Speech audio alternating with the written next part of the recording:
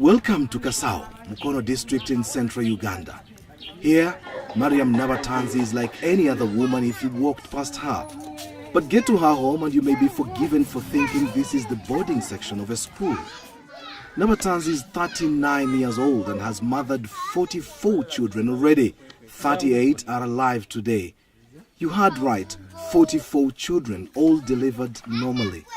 Everything here is done massively with near military precision. 22 kilograms of maize or corn flour, 7 kilograms of beans, 2.5 kilograms of sugar.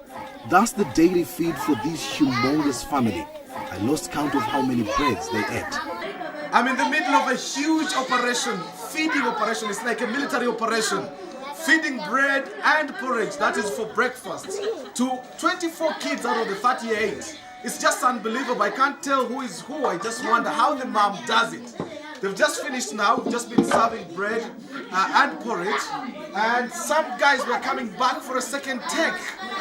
Their mom could recognize and say, you just come for a double. But some would actually get away with it.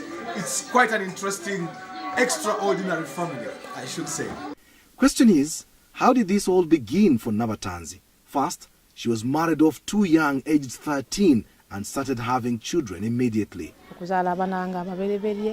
In my heart, I wish to have 6 children. I gave birth 4 times, and on each occasion, I had twins. 8 children were more than what I had bargained for. I went to hospital to ask the doctors to stop me from having babies. The doctors carried out tests and said it would be risking my life if they stopped me. I was too fertile to stop. I went back home and conceived quintuplets. 5 children at once and then 2 times more. With 23 kids, I thought it was too much and I went back to hospital, but the doctors said they couldn't stop me without risking death. I was pretty healthy, having natural births. Gynecologists say it's possible to be this fertile, although not commonplace. But once you have these many children, my question then is, how hard is it to name these children? We both break into a bout of laughter.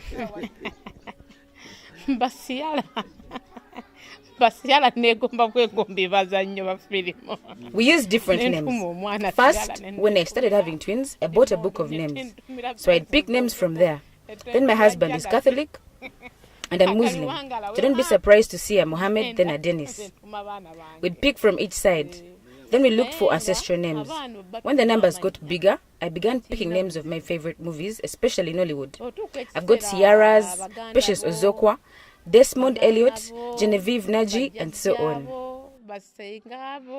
When you hear this kind of story, you must be wondering where the man responsible for all this procreation is. Well, when I posed this question, Mariam's lead face suddenly turned sad. I have had to put up with a lot. He's tortured me so much. He abused me, beat me up sometimes, and threatened to kill me once. He pays no school fees, nor does he even know what we survive on. Unashamedly, he comes and eats what he didn't leave home. He's not part of these children's lives. Where we are now, I bought with my own money and from doing little jobs here and there. He was in utter shock to learn I'd bought and built this place. Her biggest challenge is looking after these children with an absentee father, foremost of which is school fees and feeding the children. 14 of her children are in primary school, where she has to pay more than 5 million shillings in school dues per term. This is equivalent to around $1,500. Another 10 children are in secondary school. Some have been forced to drop out of school as the bill spirals out of control. Her dream is to educate all her children so that they may get a better life, not like what she's been through. To fund all this, she learned many skills, including cake making, bricklaying, decorations, tailoring, cooking, and herbal medicine. She hates having to beg. There's no end to Mariam Nabatanzi's story. It's powerful, it's captivating. Yet somehow, I have to find a way to say goodbye. So what's her message? Abazadde abakyayina emitima egitunda abaana baabwe bakikomye. My message is mainly to parents. Stop selling your children through early marriages. We suffer too much while losing out on parental love that can never be recovered. Secondly, To the mothers, do not desert your children as you walk out of marriage. Whatever the case, stick to and with your children. I strongly feel that had my mother not left me, my father would not have married me off young. To the men, please shoulder your responsibilities.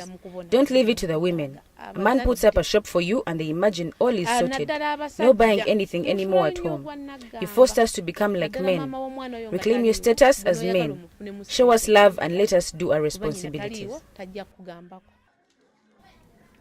It's hard to hold back my own tears knowing so many examples of what she's referring to. Mariam only sleeps for a maximum of 5 hours a day. The rest of her day is dedicated to the children. It would have been good to know what her neighbors make of her, but time wasn't on my side. But don't be surprised if she's declared the woman with the most number of children in the world from one man. Kasim Kaira, Azam News, Kasao, Uganda.